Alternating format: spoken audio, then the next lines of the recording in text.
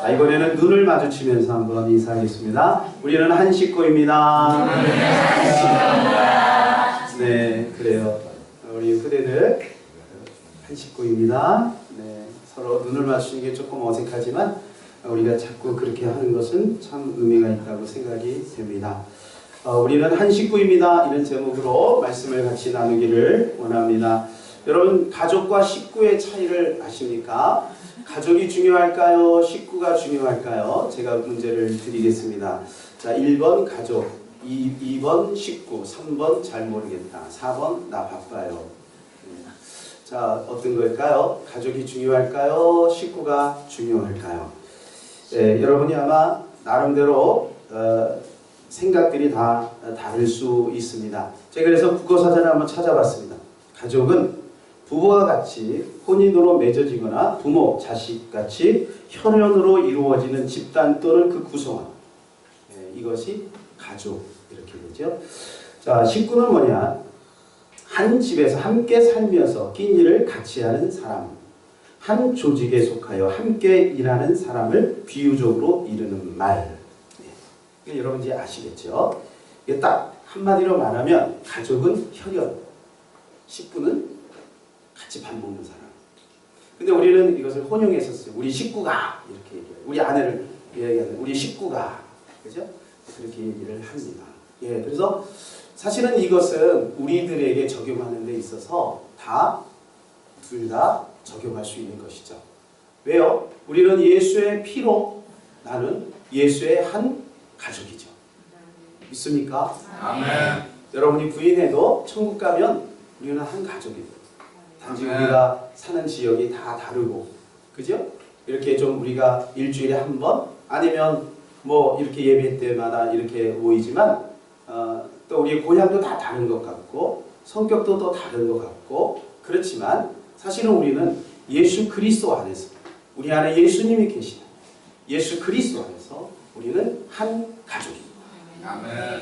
그리고 또 우리는 예배 끝나면 같이 밥 먹잖아요. 그죠? 네. 어제도 같이 막 밥 2끼나 같이 먹고, 계속해서 밥 먹고, 또 개인적으로도 밥 먹고 그러잖아요. 그러니까 한 식구입니다. 좀 더 여러분들 이해를 돕게 하기 위해서 이 가족과 식구를 약간 우리가 좀 더 생각할 필요가 있습니다. 예를 들면 이겁니다. 우리 남편이 해외 출장을 갔습니다.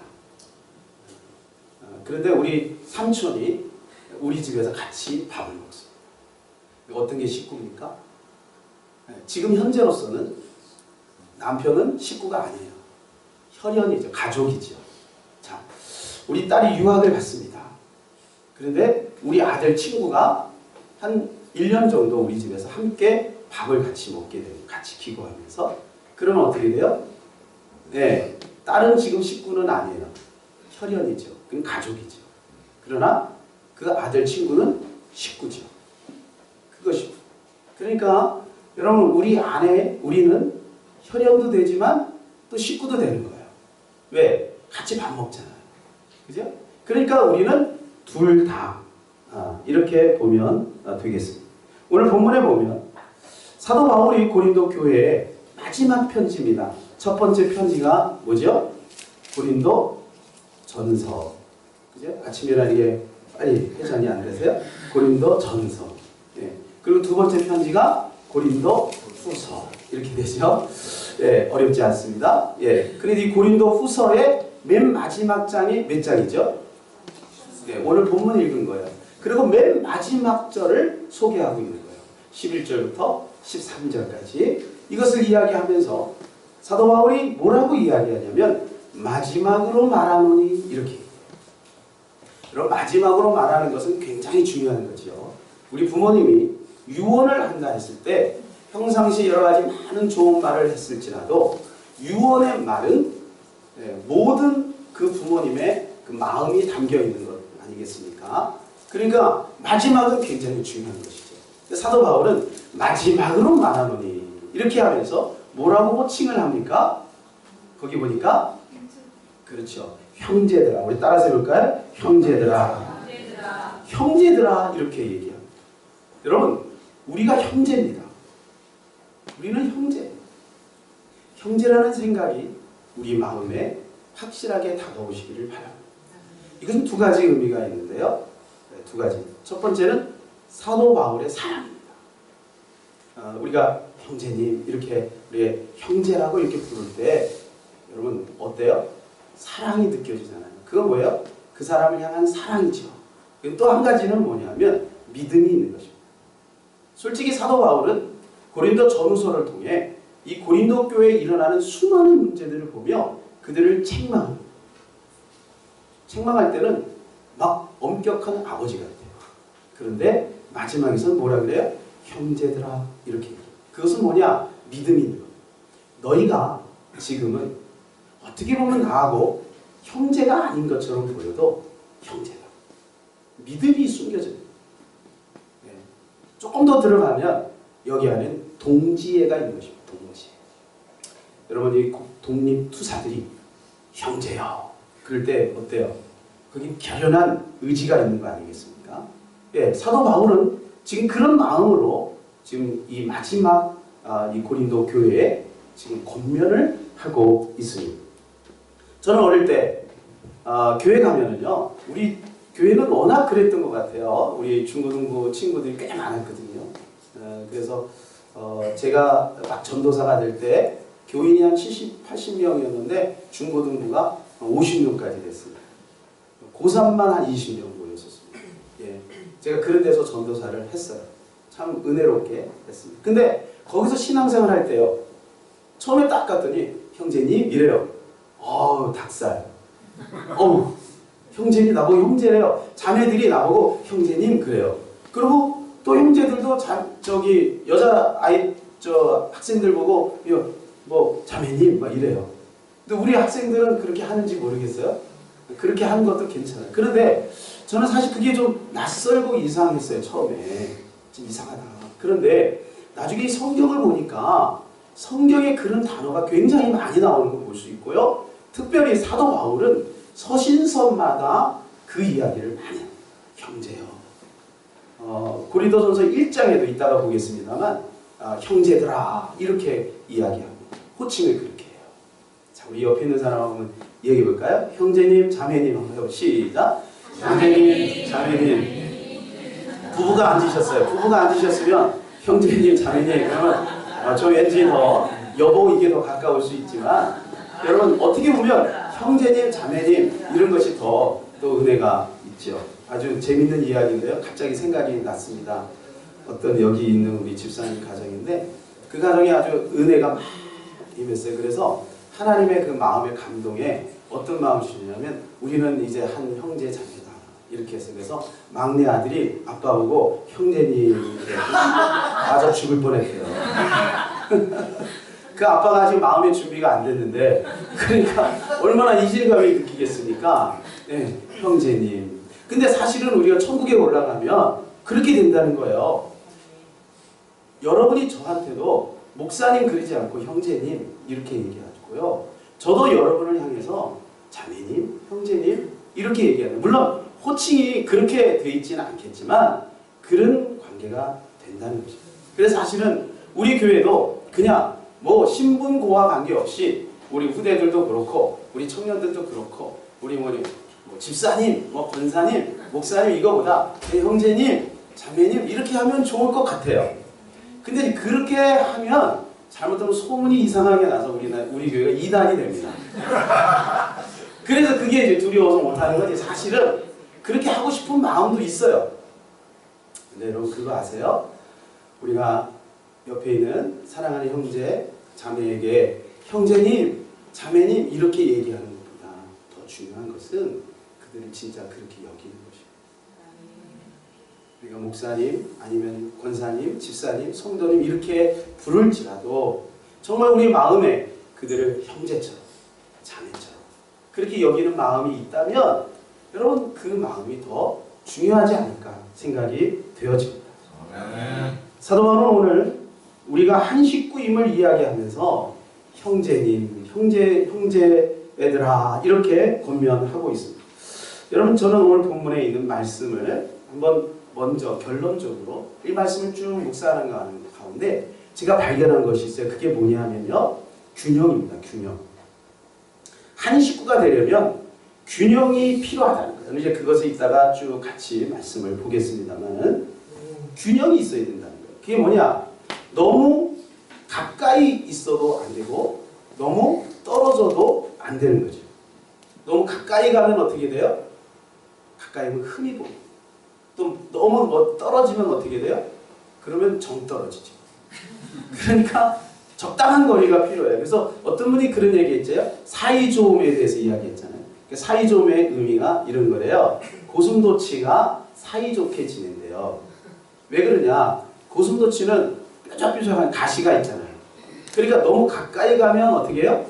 찔리죠. 근데 너무 떨어지면 어떻게 돼요? 외롭고 춥지요. 그러니까 적당한 거리를 계속 유지해야 되는 거예요. 이게 사이좋음이에요. 근데 여러분 우리가 사이좋음, 제가 이 거리에 대해서 얘기했는데 잘못하면 그러면 거리감을 둬야지. 이게 아니고 사이좋음의 국어사전의 의미는 이겁니다. 친하다 이거예요. 친하다. 사이좋음. 사이좋다 그 말은 친한 것을 전제로 하는 거예요. 그러니까 사이좋음은 일단 거리감이 있다는 것은 아니에요. 적당한 거리를 두라는 것은 여러분 상처를 받지 않기 위해서 거리를 두라는 거지 거리감이 있어서는 절대 그것을 사이좋음이라 말할 수 없는 것입니다. 자, 그래서 이 사이좋으려면 균형이 필요해요. 밸런스가 있어야 된다는 거예요. 자, 우리 여기에 보면 우리가 다 다릅니다. 그죠? 뭐 성격도 다르고 또 여러분 학벌도 다르고 또 생활 수준도 또 다릅니다. 뭐 우리 교회는 그렇게 큰 차이는 나지 않지만 조금씩 차이가 날 수가 있습니다.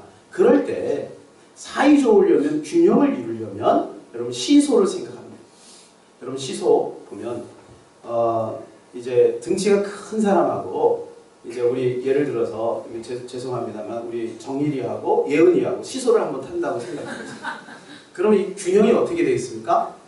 균형을 맞추기 굉장히 힘들죠. 어렵죠. 그러니까 정일이는 어떻게 해야 돼요?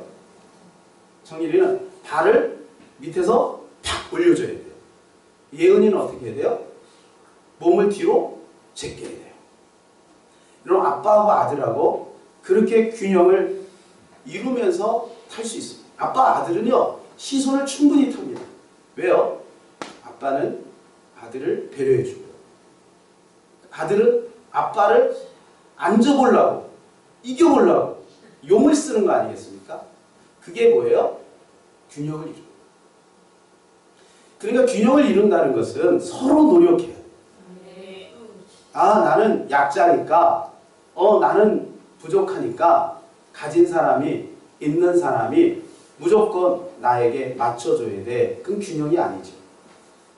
자, 그러면 반대로 우리가 생각할 때 나는 뭐 가졌으니까 뭐 저 사람하고 상대 안 해. 이것도 균형이 아니죠.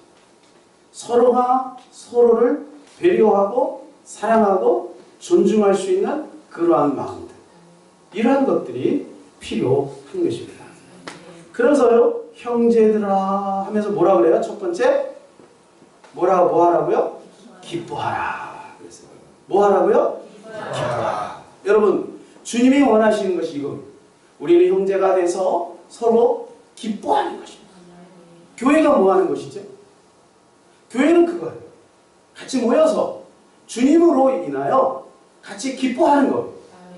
이것이 바로 교회 공동체의 본질적인 것입니다. 그래서 기뻐해야 돼요. 근데 이 기뻐한다는 것을 제가 좀 말씀을 좀 주석을 찾아보니까 이런 의미가 있어요. 단순히 그냥 이빨을 보이면서 이렇게 기뻐한다. 그게 아니고 사랑의 하나님의 은혜와 사랑을 늘 체험해요. 왜 이렇게 표현할까요? 하나님의 은혜와 사랑을 체험하면 지속적으로 체험하면 기뻐할 수밖에 없다는 거예요. 여러분 우리가 한 주간 룻기서를 봤습니다. 룻기서 여러분 묵상하신 분들, 큐티 하신 분들은 아마 내용을 잘 알고 계실 겁니다. 자, 그 내용이 어떻습니까? 나오미가 예루살렘에 흉년이 들어 자기 고향이 베들레헴에 흉년이 들어서 모압으로 건너갑니다. 모압에 가서 완전히 패가망신합니다. 가지고 있는 재산도 다 날립니다. 자기 남편도 죽습니다. 그리고 자기 두 아들도 죽습니다. 그죠? 그래서 쓰리가부가 됐어요. 쓰리가부가 돼서 들리는 소문에 베들레헴에 다시 하나님의 축복의 바람이 분다. 그것을 듣고 다시 그쪽으로 갑니다. 그래서 거기 갔는데 나오미는 뭐라고 얘기합니까? 나를 나오미라 하지 말라. 나오미가 무슨 뜻이라고 했어요? 즐거움이라고 했죠. 나를 나오미라 하지 말라. 나를 말하라. 말하는 것은 말하는 무슨 뜻이냐면 쓰다. 그러니까 나는 실패했다. 나는 쓰다. 나는 고통이 있다. 그것을 이야기하는 거죠. 그런데 거기에 누가 있습니까? 보아스가 있죠. 보아스는 누구를 뜻하냐? 바로 우리 주 예수 그리스도. 하나님의 은혜를 말하는 거예요. 보아스를 만나면서 점차 그 가정이 회복이 됩니다. 나중에는요. 룻의 정절과 충절을 하나님이 기억하시고 그와 보아스가 결혼을 하게 되고 그를 통해 오벳이 태어납니다. 오벳은 누구냐? 다윗의 할아버지예요. 그죠? 이렇게 해서 하나님께서 그 가정을 회복시키십니다. 여러분 우리 안에 하나님의 사랑과 하나님의 은혜가 유지된다면 우리는 날마다 기뻐할 수 있는 줄로 믿습니다. 아멘. 이것이 바로 하나님이 우리 교회를 향한 소원입니다. 우리 교회 안에 하나님의 사랑과 은혜가 충만해 기쁨이 있기를 바라고 여러분의 가정에 하나님의 사랑과 은혜가 충만하여 여러분의 가정과 여러분의 자녀들을 통해 하나님의 기쁨을 담아내시기를 예수님의 이름으로 축원합니다. 그럼 첫째로 우리가 이 말씀을 통해 몇 가지 이 한 식구임을 확인할 수 있는 그런 것들을 살펴봅니다. 자, 우리 11절 다시 한번 읽어볼까요? 마지막으로 말하노니 형제들아 기뻐하라. 온전하게 되며 위로를 받으며 마음을 같이하며 평안할지어다. 또 사랑과 평강의 하나님이 너희와 함께 계시리라. 거룩하게 입맞춤으로 서로 무난하나. 예. 여기 보니까 첫 번째로 균형을 어떻게 이루어야 되느냐면 온전하게 되며 위로를 받으며 그랬습니다. 여러분 고린도 교회는 무질서입니다. 그리고 고린도 교회 안에는 타락이 있었어요. 방탕이 있었어요. 사도 바울은 그 부분을 그냥 회피하지 않고 지적합니다. 너희 그렇게 교회 안에서 타락하고 범죄하면 너희 잘못하면 지옥 간다. 그 분명히 사도 바울은 이야기하고 있습니다. 여러분 교회 안에서 그런 모습이 있으면 절대 안 돼요.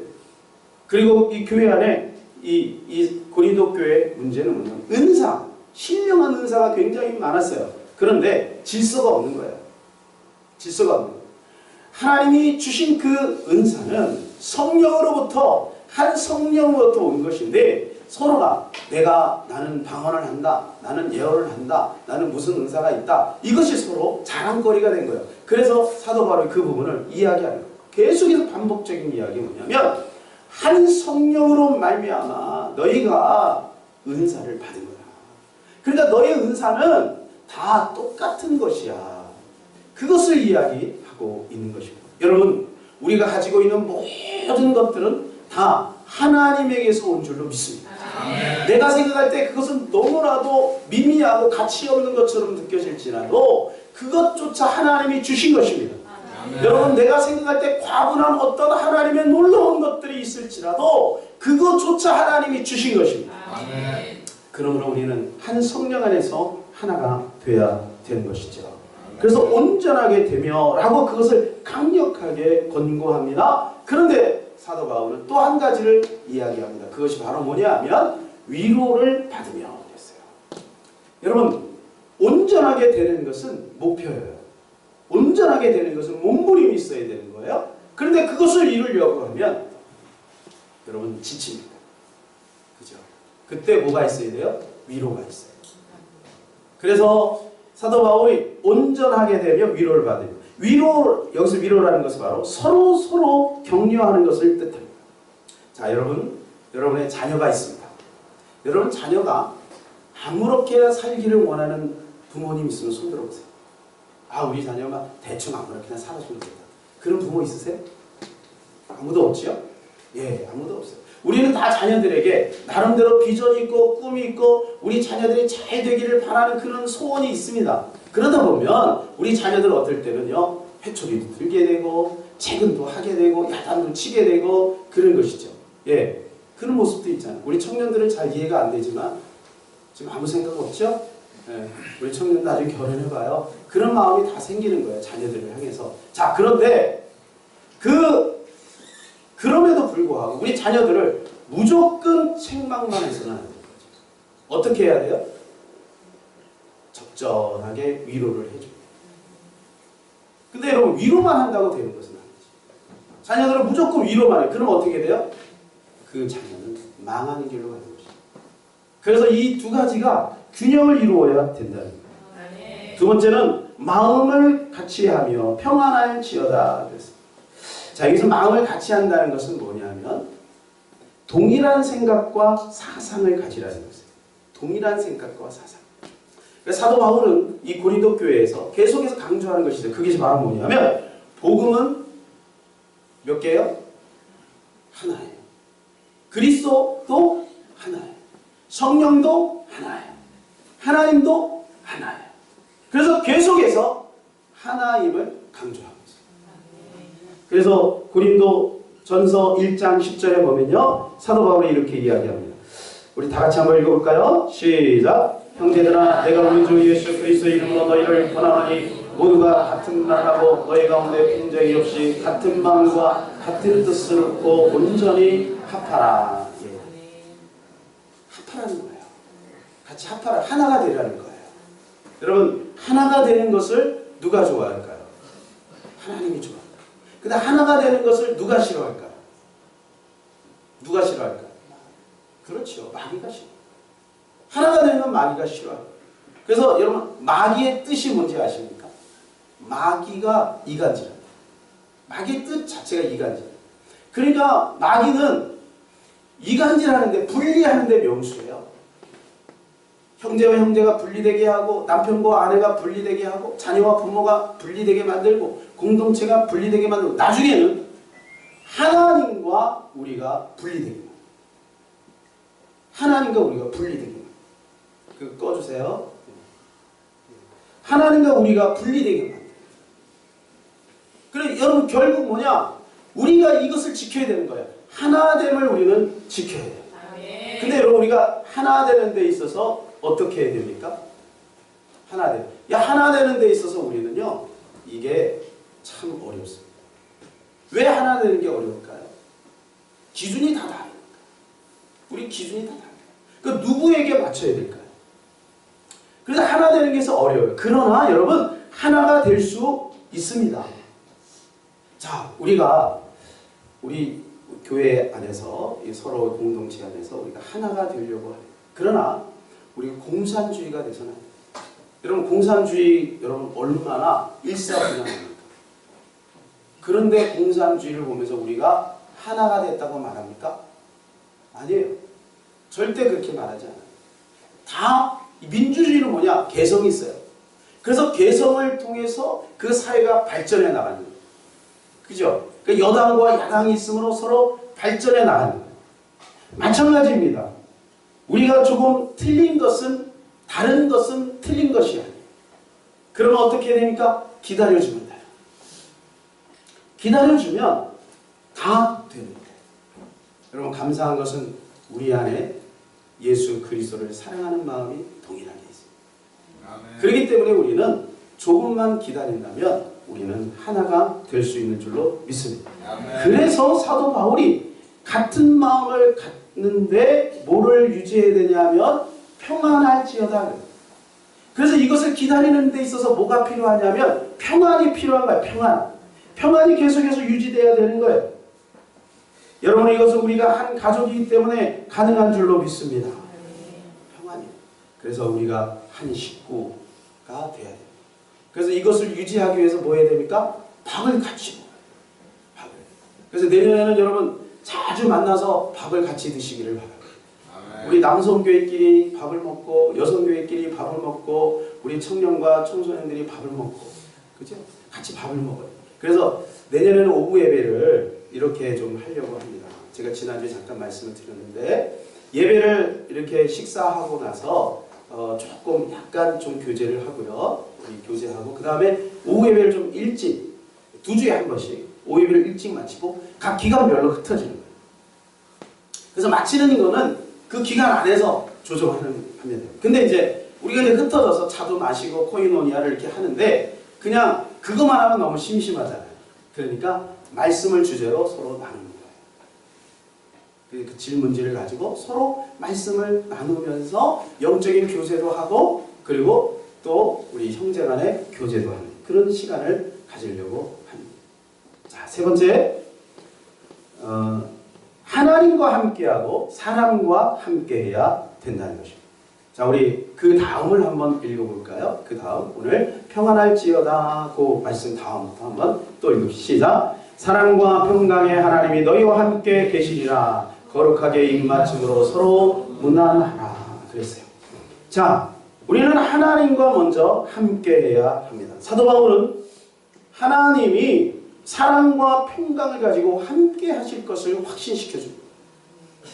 여러분, 주님이 우리와 함께함을 믿습니까? 네.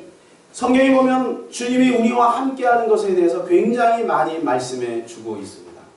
특별히 창세기 28장 15절에 보면 주님이 우리와 함께한다고 확실하게 말씀해 주고 있습니다. 우리 다 같이 한번 읽어볼까요? 내가 너와 함께 있어 내가 어디를 가든지 너를 지키며 너를 이끌어 이 땅으로 돌아오게 할지라. 내가 내게 허락한 것을 다 이루기까지 너를 떠나지 아니하리라. 예, 하나님이 떠난다고요?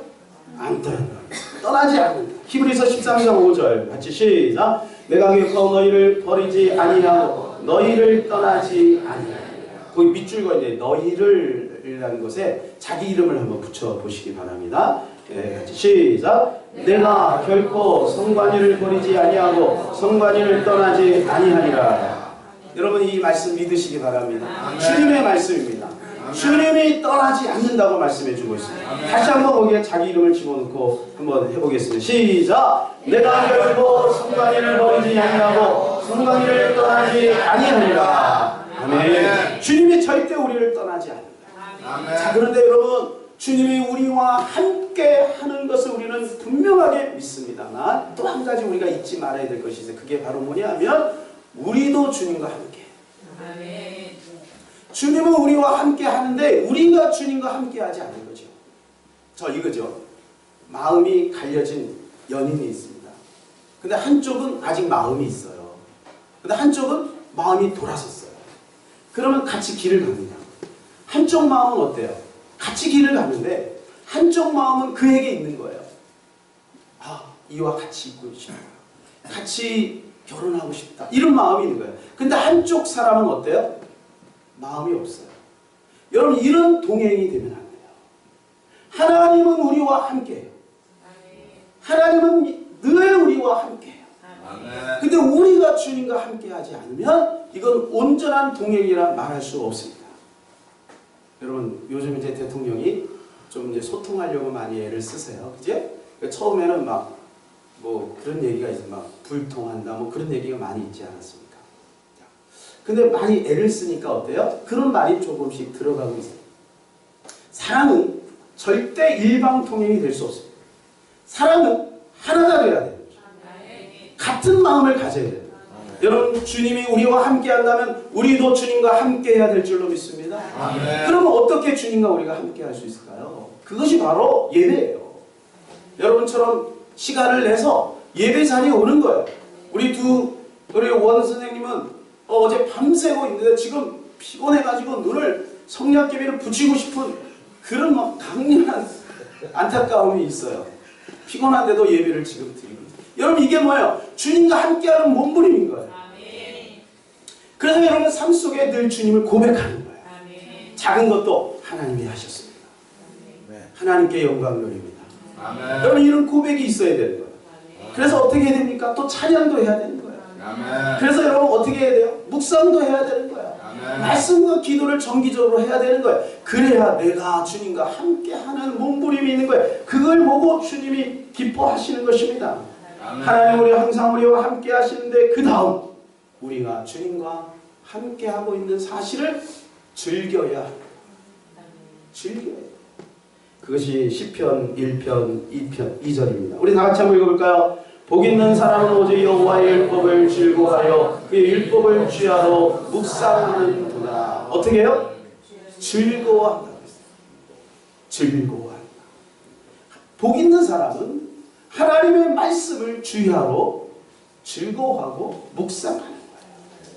그것이 바로 반복의 축복인 것입니다. 여러분, 우리가 주님과 함께 하려면 주님과 자꾸 만나는 시간을 반복해야 합니다. 사도행전 5장 42절에 보면 이런 말씀이 있어요. 우리 같이 한번 읽어볼까요? 그들이 날마다 성전에 있든지 집에 있든지 예수는 그리스도로 가르치기와 전도하기를 그치지 아니하니라.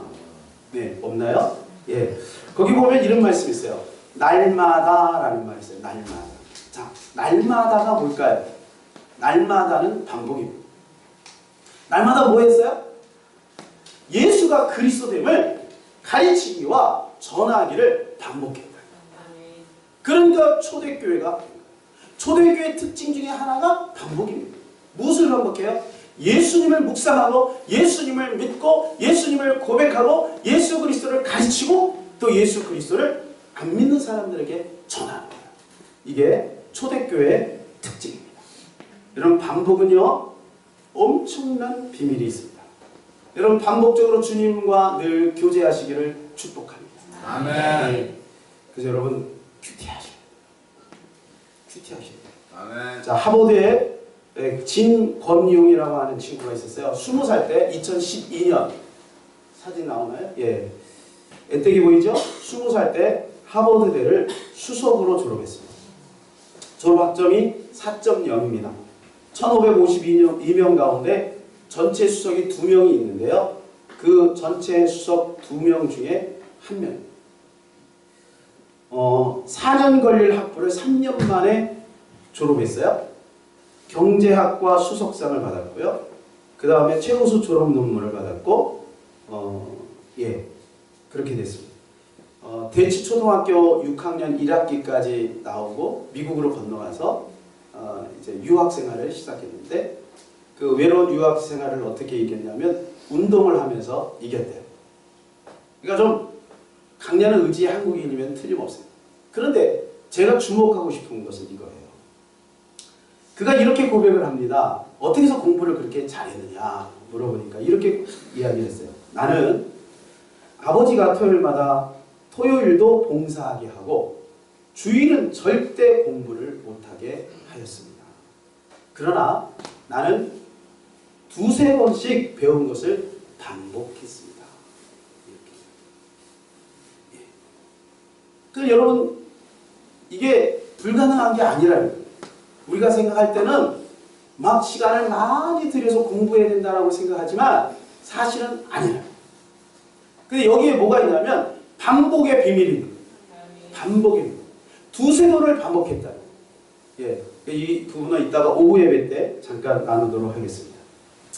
여러분, 우리가 하나님과 이렇게 반복적으로 만나는 연습이 우리 가운데 있기를 바라고요. 아멘. 그렇다면 그 다음에 하나님이 우리에게 원하시는 것이 있어요. 그게 바로 뭐냐면 거룩하게 입맞춤으로 서로 무난하라라고 하는 거예요. 여러분, 주님은 하나님도 사랑하지만 사람도 사랑하라고 말씀합니다.